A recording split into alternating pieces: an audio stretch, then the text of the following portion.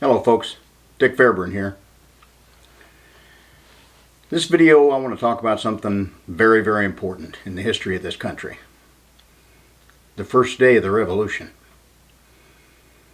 This will post on April 18th, 2025. So about the time this posts on YouTube will be 250 years from the moment when over 700 British troops left Boston, headed for Lexington and Concord. Now we know the American colonies have been rebelling against the British since the Boston Massacre, the Tea Party, and several other major incidents that had occurred around Boston. But full-fledged battle had not broken out. There was the slaughter of Americans by the British, but not really that much in terms of fighting back. Until April 19th, 1775, when British troops were sent to Concord, Massachusetts, to seize weapons and ammunition. In other words, to disarm Americans who were on the verge of rebellion against the British Empire.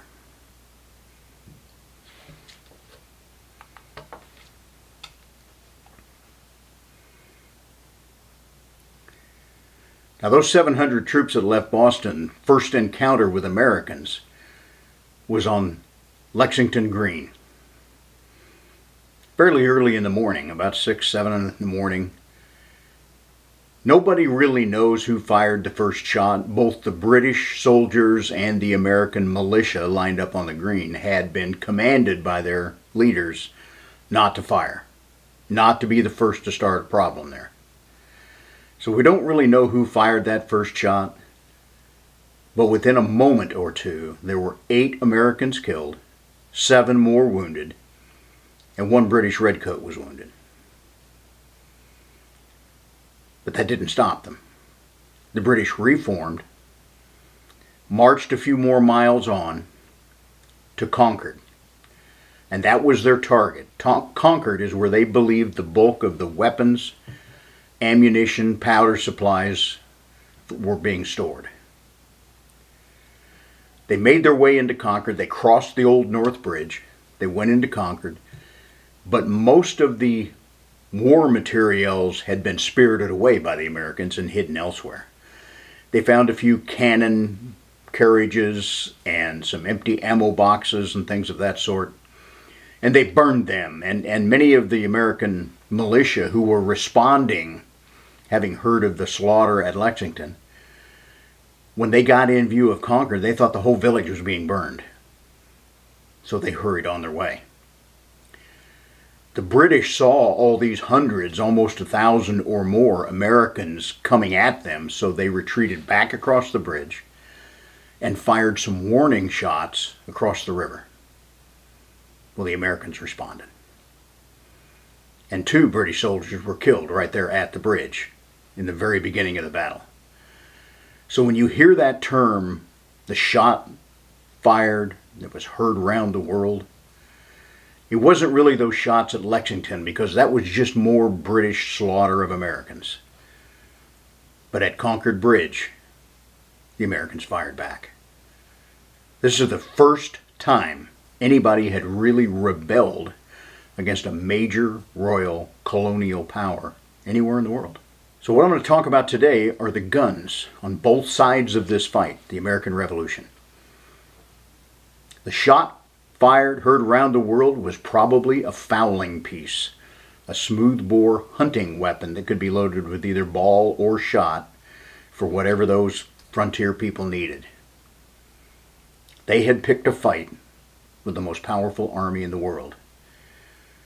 And their victory, the independence of our United States of America, was not certain. April 19, 1775, this was the day Americans became citizens rather than subjects. Stick around. Let's talk about the rest of that fateful day and about the weapons that we Americans used to win our freedom.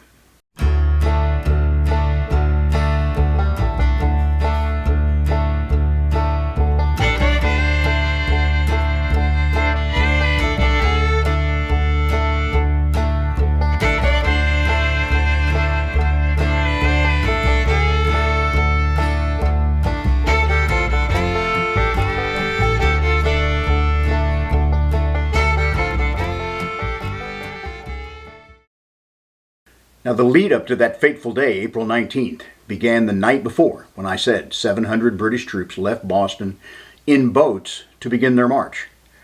As you remember, there were lanterns hung in the steeple of the Old North Church in Boston, one if by land, two if by sea. There were 2 lanterns hung. That meant the 700 British troops were being placed into boats, rowed across the bay in Boston to the land where they would begin their march towards Concord, reaching Lexington first. So Paul Revere, some of his riders, they sped ahead to alert the militias. And we've all heard that, the kid story about, oh, the British are coming, the British are coming. That's not what they said. At this time, they were all British. Everybody here was British. We were subjects of the crown. So most likely, those warnings that came from Paul Revere and the other riders was, the redcoats are coming. The regulars are coming. Or maybe the nasty term they used to describe their redcoats, the lobster backs, are coming. So as soon as we returned fire across the bridge, the Old North Bridge at Concord, the British immediately formed up to retreat back towards Boston. They put flankers of light infantry out both directions on the road because they were afraid that they were going to be attacked, because they knew very well the only way back towards Boston was to go down the road that would lead to Lexington, where the first battle had left a number of Americans dead and wounded. So they knew they were probably going to be in a fight. And indeed, the Americans dogged the British and ambushed them almost all the way back to Boston that day. And a lot of people don't understand that part of history. They've heard of the fight at Lexington Green, where so many Americans were put down. They've heard of the Concord Bridge fight, where the shot was fired, heard around the world. But do they really know just how bad it was for the British on their return march to Boston? By the time those exhausted redcoats had made it back to Boston, they had been marching or fighting almost 24 hours straight and had covered approximately 35 to 40 miles of road.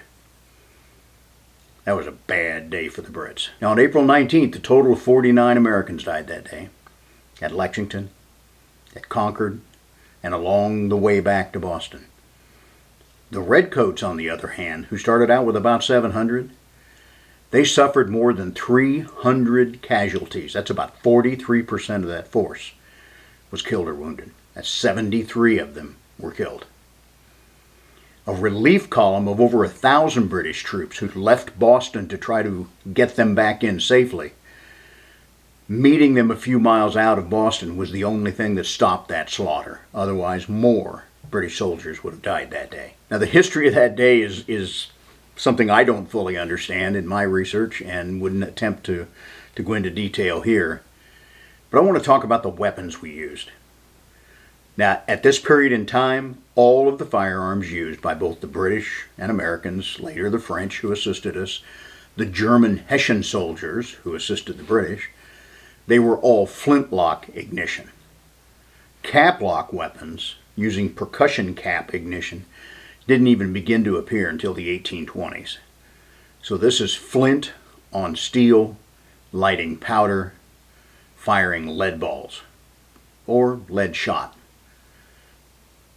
That was the technology of this time. The British soldiers primarily used their issue musket, known as the Brown Bess. There are several theories about where that name came from, but it kind of parallels the Marine idea that, this is my rifle, this is my life, this is my girlfriend, essentially, and so they nicknamed it Brown Bess. They did have some rifles, and I will tell you about those as we go along. The American militiamen, to begin with, used their personal arms. Everyone between 16 and 60 was supposed to be a member of the militia, as long as they were physically fit to respond. And there were really 2 categories by this time: just the general militia of every community, as well as Minutemen. And these were militia members who were perhaps better armed, certainly better trained, and their goal was to respond within a minute to any kind of threat to their community. What most of these people were armed with, the Minutemen and the militiamen, were smoothbore fowling pieces, very similar to muskets except lighter built. The stocks were not as strong, and they also lacked the ability to mount a bayonet. And as we go along, you'll see that the bayonet was probably responsible for more deaths and injuries during the Revolutionary War on both sides than the lead balls they fired at each other. So these were hunting guns essentially, and they could be loaded with either a solid ball or a handful of shot, sometimes both, depending on the mission that American frontiersmen needed to do that day. Now, a lot of people mistakenly think that we won the Revolutionary War because the Continental Army used accurate rifles rather than the smooth bore muskets like the Brown Bess that the British had. But in reality, smooth bore muskets were also the most common arm of the Continental Army. Most major battles during the Revolutionary War were primarily fought with smoothbore musket against musket. There were rifles on both sides, and I'll give you some details of those. I said the Brown Bess was almost exclusively the musket of the British. That's basically all they had in terms of muskets. Continental units were armed with a variety of muskets. Some were Brown Bess that had been captured during surrenders during the war, or perhaps they had been left over from people who managed to get them home after fighting in the French and Indian War or just prior service with the British military. There were some U.S.-made muskets. The Continental Congress established an American-made musket, and they had some built, and I do not know the numbers of those. That would take a fair amount of digging on my part to come up with those numbers. But primarily, the muskets used by our side were Brown Bess, or the bulk of them came from France. The French military muskets and some Spanish military muskets also that we bought. Now, the British eventually fielded two types of rifles during the Revolutionary War. First of all, over 30,000 Hessian soldiers from German principalities. Germany was not a nation as we know it at that time. There were small principalities that made up that Germanic region. Over 30,000 of them were eventually hired by the British. They were not normally used as frontline troops. They were used as auxiliaries in various roles. About 4,000 of those Hessians were Jaegers, and of course the German word Jaeger is hunter. They used a short, accurate rifle, and it was really those Hessian rifles that became the pattern from German gunmakers in Pennsylvania in what became the colonies. That was the pattern for what would eventually become our long rifle, the Pennsylvania or Kentucky long rifle. That we think of that period in the 1700s. Now, these Hessian soldiers, these 4,000 or so Jaegers, were very, very highly trained, mountaineer type folks. They were trained and utilized really much the way we use special forces in our modern armies. So they were almost the Green Berets of the British side in the Revolutionary War. Their rifles were slow to load. Instead of cartridges made up, paper cartridges made up, they would measure out a powder charge, accurate to each time. They used a patched ball that was pushed down the bore, very tightly fitting, and almost had to be hammered into place. They were said to be lucky to get one shot a minute, but those shots were accurate out to a couple hundred yards or more. So those Jaegers' ability with those rifles was recognized by the British, and they eventually made a sort of a copy of that Jaeger rifle that they called their pattern 1776 rifle. Approximately 1,000 of those pattern 1776 rifles were made for the British Army and utilized in the Revolutionary War. Now, on the American side, we had no kind of mass-produced rifle. Most of the rifles we had were that long rifle pattern, the Pennsylvania, the Kentucky rifle, whatever you want to put a label on them. These were privately owned arms, not issued by the General Continental Congress. The British also used, in an experimental unit, approximately 100 Ferguson breech-loading black powder rifles. This was an invention of a major in the British Army, a Scotsman by the name of Ferguson. And if you've seen pictures of it, the trigger guard would unscrew that lowered a plug at the back of the breech. At that point, a ball could be placed in, powder was put into that hole in the back of the breech, the trigger guard was rotated back into place to seal it up. You primed the pan, you cocked the flint, and it would fire. They were both faster to fire, they were very accurate because they were rifled barrels. They did foul up rather badly, so only a few shots could be gotten at that higher rate of fire. And they were extremely expensive to make because that opening breech was very difficult to create with the machining technology of that era.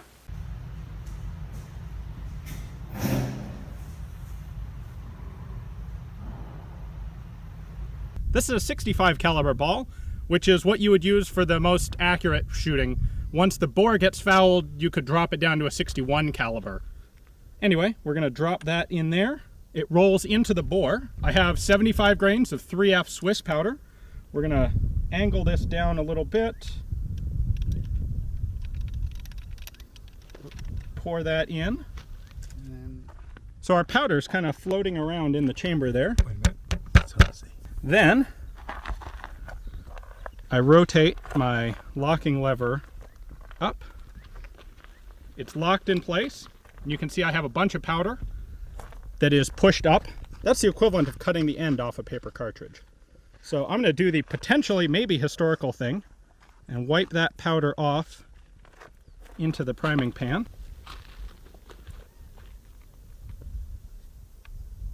Close the frizzen, cock the hammer, and we're ready to fire. Oh, you got it.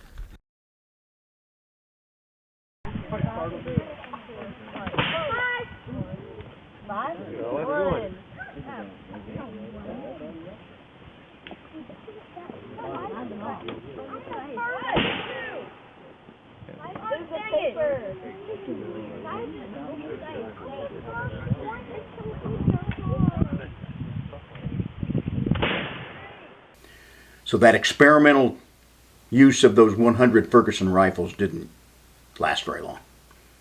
And the British quickly abandoned that. Now Ferguson, he's going to play a little later in the story that I have for you today. At first, George Washington fielded 10 companies of riflemen. And as I said, these were privately owned weapons, so those rifle companies had to provide their own rifles. And generally these were men more from the frontier who had already used those rifles extensively and knew how to be very effective with them. Daniel Morgan was in charge of one of the first rifle companies in the Continental Army. But they found out those rifle companies were relatively ineffective because of the way they had to be used. In the European style of warfare being used at that time, where rows of opposing troops would face each other on an open battlefield and fire by volley until it was ready to, one side felt they had the advantage and would do a bayonet charge. Using those riflemen was pretty ineffective because after their first shot, they were slow to load. A really good soldier with a musket could fire 3 to 4 rounds per minute. But the best use of a rifle, best estimate, was about 1 shot per minute. So once those riflemen used those rifles, and again, they were effective at 200 yards, sometimes more, whereas a musket was not reliable on a human-sized target past about 50 yards. They didn't even have sights on a musket. They had a lug on the front of the barrel, which kind of looks like a front sight, but what it really is a lug to retain the bayonet once it's rotated into place. Whereas those long rifles had patched balls, the rifling spun the ball for accuracy, and so they were slow to load, but much more precise. So the problem was when those riflemen were used on the lines in that volley fire situation, once they had fired, they had almost a minute of time when they could not fire a second shot. And the British understood this, and at that time they would attack the Americans with a bayonet charge. And quite often those American riflemen were driven from the field simply because they had their shot, and whoever was left on the other side came at them with blades. Now, we eventually learned to use our riflemen differently, which is something that the British figured out with those 1,000 1776 pattern rifles that they fielded. And that was to put the riflemen not on those rows facing each other, but more on the flanks. Pull them back farther so they're not 50, 75 yards apart. They're more 100 to 200 yards away from that front line. They're using the distance that the rifle gives them. They're using it effectively. And since they were not vulnerable to a direct bayonet charge, they had more time to try to load and fire more accurate rounds. The way to counter those flanking riflemen was with cavalry. And that is where Tarleton, one of the famous names on the British side, was most effective. He would use his cavalry to attack those riflemen and take their advantage off the field whenever he could. Now, certainly there are some examples where that American long rifle made a huge difference. They were able to pick off individual, generally officers, at a fair distance away from the main battle line. But by and large, the major battles fought in the American Revolution were fought with smoothbore muskets on both sides, and the American rifle did not play a major part, nor really did the British 1776 pattern rifle.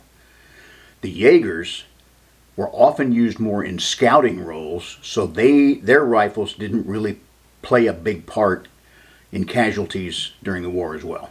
So I think when you factor in, and there's some really good videos on YouTube where modern folks have taken the Brown Bess musket and used it on individual targets at 50, 75, 100, 150, and shown how rapidly that unpatched ball going down a smoothbore barrel runs out of accuracy. It's still got power. If it hits you even at a couple hundred yards, you're talking close to an ounce of lead at several hundred feet per second impact, and chances of dying from a torso hit are pretty high. But it explains that use of muskets on both sides explains why most of the casualties on both sides during the war were caused by cutting instruments. So very often, swords, knives, tomahawks were the most effective killers on the battlefield. Another major problem with the American use of rifles is that each one was essentially hand-built, and there was no standard for their ammunition. Those handmade American long rifles often came with a mold to cast a round lead ball that would be sized to that individual rifle. A lot of them were around .40 caliber, but they varied to quite a bit smaller to quite a bit larger. They also needed to be patched with either a piece of leather or woven fabric that was fitted pretty tightly to that ball. The tighter the fit, the more accurate it would be, especially at long range. But the tighter the fit, the harder it was to ram that thing down the bore. And after 3 or 4 shots, when the black powder fouling started to build up, the loading became even worse. And sometimes they had to be flushed with water to clear some of that fouling to get that rifle back into the fight for more than a few shots. But wherever those rifles could be effective for a few shots, they turned the tide of battle. And I got a couple that I'll tell you about where they really came to the forefront. Now, musket ammunition for both sides, British and the Americans, was made up in paper cartridges. And this cartridge would contain the powder charge as well as the musket ball. They had a long tail, and it was interesting that at the time, the regulations for the British Army was that a British soldier had to have at least 2 opposing teeth, top and bottom, so that they could bite the tail of that paper cartridge and tear it open. A little bit of the powder was sprinkled into the flash pan. The frizzen was closed to keep it in place. At that point, the rest of the powder was poured down the barrel, and that ball with the paper still wrapped around it was rammed down on top of that powder charge. My name is Alex, and I'm a volunteer with Washington Crossing Historic Park. Today I'm going to be demonstrating how a Continental soldier would load and fire his musket. Now, a soldier would start by taking a cartridge from his cartridge box, and a cartridge is a paper tube that contains black powder and a musket ball. A soldier was trained to load and fire 3 times in a minute. So he would start by biting off the end of the cartridge to open it up. He would pour some gunpowder into the priming pan. He would put the rest of the gunpowder and the musket ball down the barrel. Draw his ramrod. Ram the cartridge home so it's firmly seated and ready to fire. After his musket was loaded, the soldier would come to the position of shoulder arms and he would be given these 3 commands. Make ready. Present. Fire. Now, the Continental Army, at Washington's discretion, very quickly went to cartridges mostly made up of what they called buck and ball. And these would generally have a musket ball, like for example, in the case of the Brown Bess, it is said to be a 75 caliber musket, although since those barrels were hand welded out of flat stock, that amount varied. I mean, they were bored out, they were polished, they were well finished and well made, but it varied somewhat. And they generally used a 69 caliber ball, so 69 caliber and a 75 caliber bore. The paper of the cartridge made a little bit of a wadding around that to tighten it up a little bit, but not a lot. But Washington understood that if they used a ball sized to their musket, either a Brown Bess or as I said, mostly French, to that they added 3 buckshot when they made up their cartridges. So he was launching both a ball and some small, let's say maybe number 1 or aught size buckshot at the same time. Now these were fired in volleys. They were only in rough terms were they actually aimed at individual enemy soldiers across the battlefield. But those 3 extra buckshot had, they upped the odds of making a hit and causing a casualty. And in some tests that I've seen with reenactors who have used them, that buck and ball can make a difference. It can cause more casualties than simply a single musket ball. Now, the American long rifles were used to best effect in 2 very pivotal late victories in the Southern campaign of the American Revolution. Different people are interested in different wars, different periods of time, and World War II is very interesting to me. Not so much the Civil War, but really the Revolutionary War is most interesting to me. And because of ancestral work, research that my daughter and I have done, and we did the DNA thing through Ancestry a few years ago. And according to that, both sides of my family were here prior to the American Revolution. And I think the 2 battles that really turned the tide of the American Revolution leading up to Yorktown and the surrender were Kings Mountain and the Battle of Cowpens, which were both fought in South Carolina about 3 months apart. They broke the back of that Southern campaign. They drove Cornwallis's army into Yorktown, where he was surrounded by the Americans on the land and the French fleet by water. And there, the American Revolution ended. So I think Kings Mountain and Cowpens, and in both of those, American long rifles were pivotal. And I think that to me, that's the most interesting use of weaponry by our side in the American Revolution. Now, Cowpens was the second, but I'm going to talk about that first. General Daniel Morgan. This is the guy who had Morgan's riflemen very early in the American Revolution. So he understood rifles very, very well. He was in command at Cowpens. He placed militia at the forefront. And if you see the movie The Patriot, that final battle at the end is really kind of loosely geared around what actually happened at Cowpens. The American militia who fought with the regulars, the Continental Army, often did not fight well. To stand there in line facing the world's greatest army in those red coats when they were firing volleys of giant lead balls at you, took some pretty good balls of your own to stand there and take that. And the militia was known to break. So Morgan placed his militia out front and he asked them, I'm asking you for 2 shots, maybe 3. And he told them when they got those 2 shots off to break, turn around, and run. That's what the British expected them to do. But what the British did not expect is that when they ran, now the main line of the Continental soldiers would be there. And these were much better trained, hardened, experienced fighters. So when the militia broke after a couple of shots and ran towards the rear, Tarleton's men, and Tarleton had gotten there with around 11 to 1,200 soldiers, including cavalry and cannons. And when they saw those militia turn and run, they thought, aha, it's just like always. They're going to run. We've got it won. We're going to fix bayonets. We're going to charge in, and this will be over. But what they found instead is when that line of militia disappeared, it was replaced by a line of hardened Continental soldiers. And they shot the shit out of that British front line. Now, Daniel Morgan had a number of riflemen as well, and what he had done was instead of line against line, he had put them on the flanks where they could fire in and harass into those British formations from a distance, not subject to a bayonet charge, where they had some time to load to use the range and the accuracy of those weapons.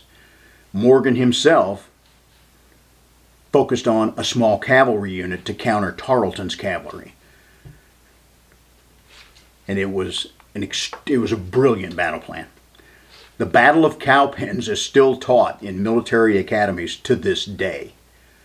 It was one of the most effective use of both militia and riflemen, and it caused one of the biggest British defeats of the war. I said Tarleton showed up that day with about 11 to 1,200 troops. He suffered 110 killed, 200 wounded, and over 700 captured. And this battle didn't last very long. So in a matter of less than a half an hour, only a few of them escaped, including Tarleton, who turned and ran like a rabbit on his horse. So that fighting force was essentially destroyed or captured within about a half an hour at the Battle of Cowpens. But to my notion, thinking to my ancestors who came over here from Scotland, England, Wales, the Battle of King's Mountain, really a very short distance geographically from Cowpens, and about 3 months previous, this showed the effectiveness of the long rifle and the skilled riflemen that this country had produced to use that weaponry. Ferguson and Tarleton had been sent farther up into the frontier areas than any British troops had so far during that southern campaign. And we're talking the Carolinas, up into southern Virginia. When you get very far away from the Piedmont area, you were dealing with a kind of people known as Scots-Irish. These were originally come from about 100 families on the Scots side of the Scottish-English border. And they had been at war almost literally from the 1200s to the 1600s. The border region of England and Scotland had been at war with each other, but not a formal war between nations. It was a war between clans. You know, Hatfields and McCoys were border families. They brought their feud from Scotland and England to Kentucky and West Virginia and added to the American lore. Those 100 Scottish families, many of which were slaughtered when England and Scotland came under the same king in 1603. When Queen Elizabeth I died in 1603, there were no British heirs to the throne.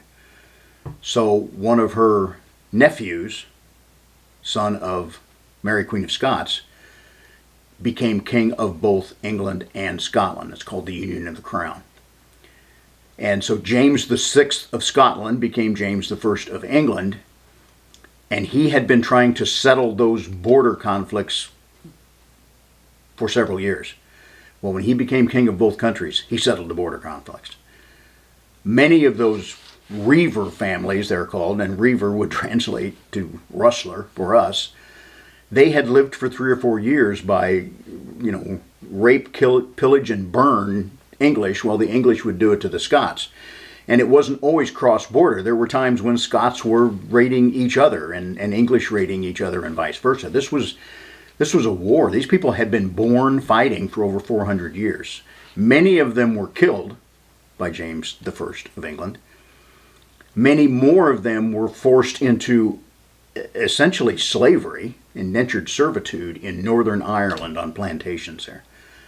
But within the next 100 years or so, after several major conflicts in Northern Ireland, because these people are a warlike people, many of them fled there and ended up here in Canada, in the United States. Many also went to Australia and New Zealand. What they brought with them when they came was not only a very fierce, independent, warlike nature, they also brought a different religion. They were Presbyterians, whereas the settlers of the colonies were Anglicans, the Church of England. And that was the Church of England, and therefore the Church of the colonies. Presbyterianism was not allowed. But both Virginia and Pennsylvania, and later into the Carolinas, when these Scots-Irish started showing up, some wise people in command of those colonies said, you know what, we'll let you come. We'll even let you practice your own religion as long as you go way up in the mountains and you do it on the frontier. Because then you're not bothering us Anglicans down here. And the other advantage was they were putting some of the best natural-born fighters the world has ever produced on the frontier to fight with the Native Americans and keep them off the backs of the colonies. So these Scots-Irish, many of them lived far away from the main Revolutionary War.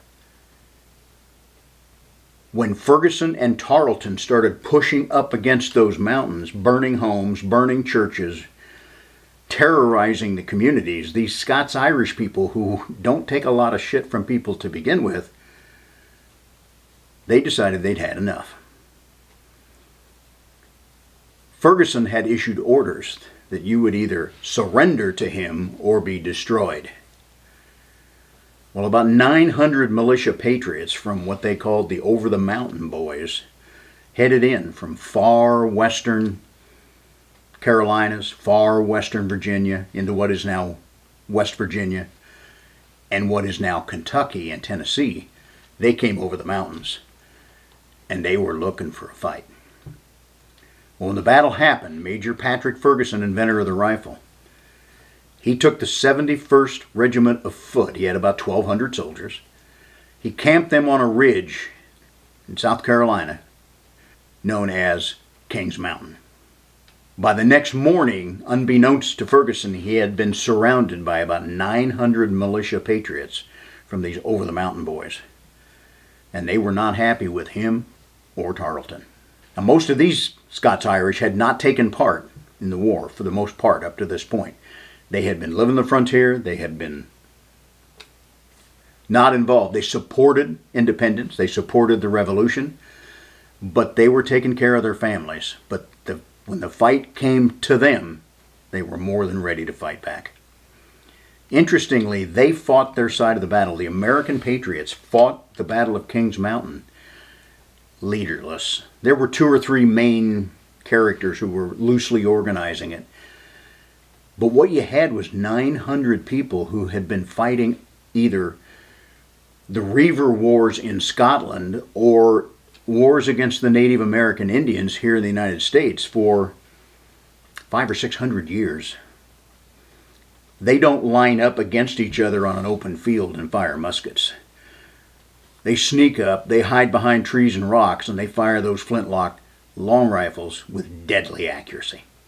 So even without direct leadership that they had learned in all these wars, they killed Major Ferguson, and they literally destroyed the 71st Regiment of Foot. Now, the tactics were in favor of the British. They had more men, and they had the high ground. But the long rifles of those 900 Patriots made the difference. They would charge part way up the hill, draw out the British soldiers, fire 1 or 2 rounds, retreat back behind cover, and they just kept that battle up. And again, this is not a long battle. This happened fairly quickly. And those long rifles accounted for 290 British soldiers killed, 163 wounded, and over 660 captured in just over 1 hour of fighting. Now those pissed off mountain men, my ancestors, they had 20 killed and 60 wounded. Unbelievable odds and an unbelievable victory. Now in reality, the majority of soldiers in the formal Continental Army were Scots-Irish.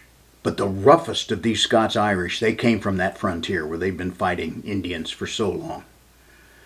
And when they came to Kings Mountain with those long rifles, they brought a big old keg of whoop-ass with them.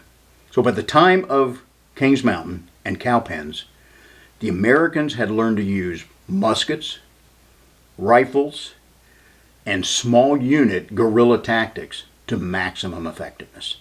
That is what broke the back of the British Army, which indeed was the most powerful, most well-trained and equipped army in the world at that time. Without the assistance of the French, their money, their muskets, their ships, we probably wouldn't be a nation today. But the Americans started it, and the Americans finished it. And in the hands of experts, those long rifles truly did make us a nation of riflemen. 250 years of American gun ownership, excellence in the use of rifles, and a fierce fighting instinct where the Americans don't like to lose. We were the first of any royal colonies, any nation's royal colonies, to rebel. And we set the standard. So America has been exceptional since April 19th, 1775, 250 years ago. Folks, if you enjoy these videos, I ask you to subscribe, resubscribe, give me thumbs up. Most of all, thank you for watching, and be safe out there. In our experience, Americans are uncouth misfits who've been run out of their own barbaric country. Well, Lieutenant. Major? Major. We already run the misfits out of our country. We sent them back to England.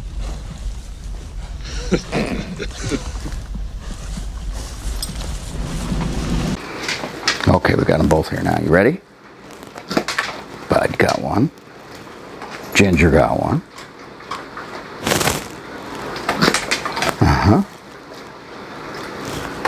Oh, she missed it. She usually gets them, doesn't she, Bud? Okay, girl, last one. Ready? You ready? Yeah! That's all there is till next time.